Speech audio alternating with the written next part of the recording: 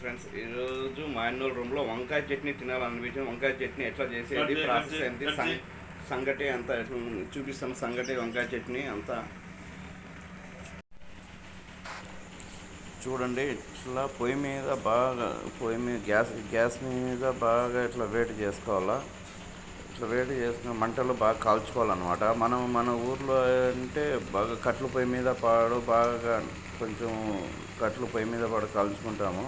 ఇక్కడ కట్ల పొయ్యి లేదు కాబట్టి ఇక్కడ గ్యాస్ మీద ఇట్లా పెట్టి కలుస్తాడ. ఇట్లా ఈ విధంగా నల్లగా కాల్చుకోవాలా. నల్లగా కాల్చుకున్న తర్వాత ఇట్ని పొట్టి తీసుకోవాలన్నమాట.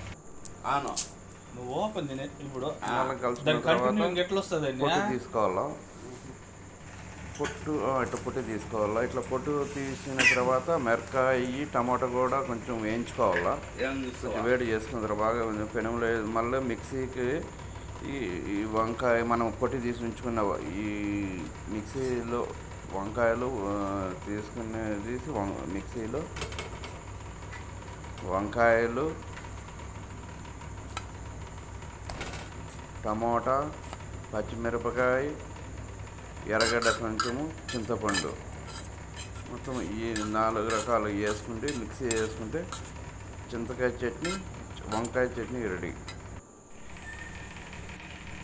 మిక్సీలో రుబ్బిన తర్వాత వంకాయ చట్నీ రెడీ. ఈ సంగటి ఇక్కడ ముందే రెడీ చేసి పెట్టుకున్నాము.